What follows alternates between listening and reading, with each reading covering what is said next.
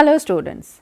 Lesson Exploding Vulnerability Assessment Framework from organizations like IPCC and UNDP.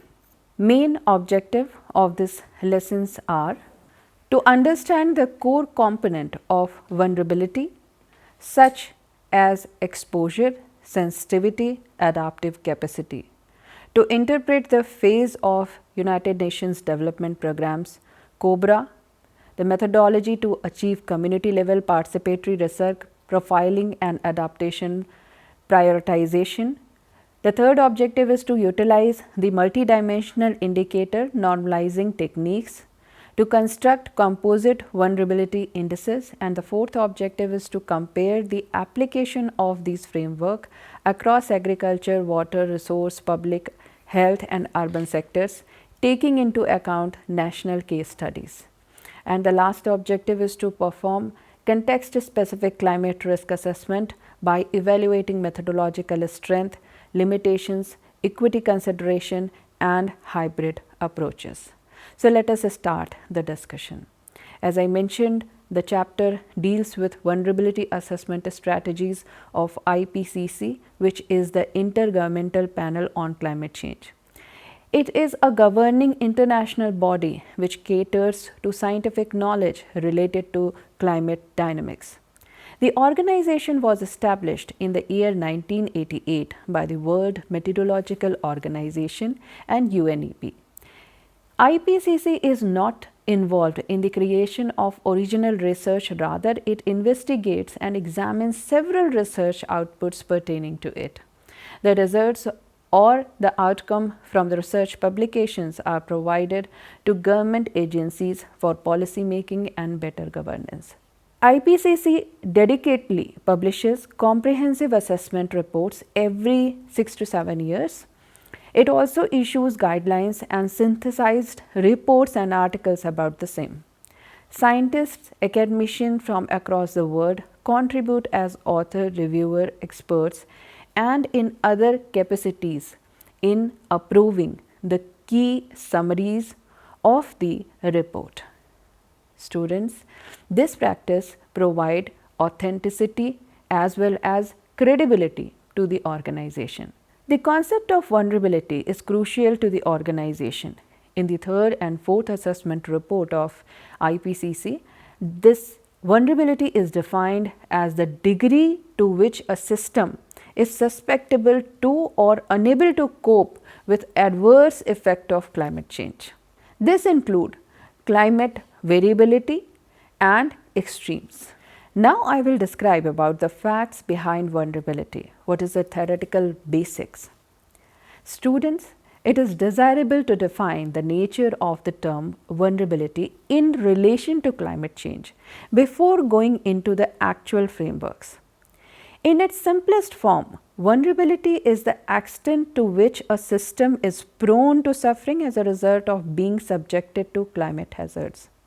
Nevertheless, the present interpretations incorporate several elements: the physical landscape, social and economic status, the capacity to adapt to change, and the degree to which the human well-being is endangered by the exposure to hazards. There are a number of fundamental ideas on vulnerability. The first one is exposure. This is the presence of people, livelihood, ecosystems, infrastructure or economic assets in location where they are prone to be negatively impacted by climate risk like flood, drought, cyclone, heat waves or sea level rise. Second one is sensitivity. How sensitive a system or population is to climate stimuli. An example would be an agriculture society that relies on rainfall and which is highly vulnerable to climate change compared to an urban society that relies on piped water supply. The third is adaptive capacity. Adaptive capacity is the capacity of people, group or institution to adjust, to manage and recover after effects of climate. These are financial ability, technology, knowledge, governance support and social network. Students, the three elements are typical feature of the structure of both International Panel on Climate Change and United Nations Development Programme, though the definition focuses and the methodological implementation vary. Now let me explain to you vulnerability. Global System Development Pre-Third Assessment Report prior to 2001. This says that early IPCC approach in the previous IPCC assessments, vulnerability was only addressed mainly in terms of the sensitivity and adaptive capability where exposure was often inferred. It was a strong biophysical and investigated the direct effects of the climate impacts on physical system like crop, water supply, forests or biodiversity. At this time, the socio-economic factors were recognized but not incorporated in the analysis frameworks. Third assessment report of IPCC 2001. It's a great conceptual change. What is it? The third assessment report by the IPCC took a more holistic approach and comprehensive perspective in defining vulnerability in clear terms as a function of exposure, sensitivity, and adaptive capacity. This three became the foundation of numerous vulnerability studies in the world.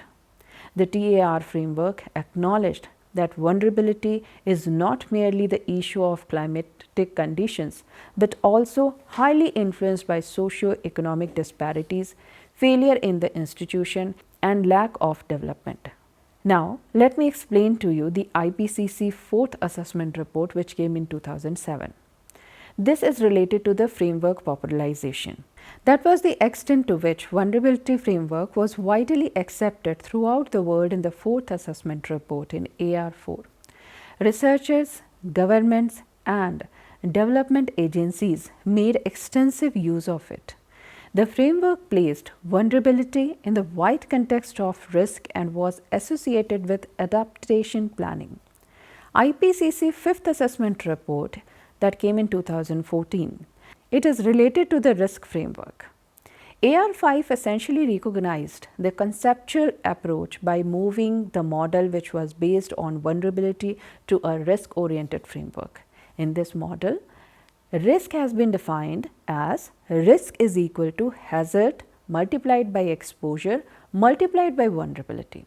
So, in this case, vulnerability was further subdivided into sensitivity and absence of adaptive capacity.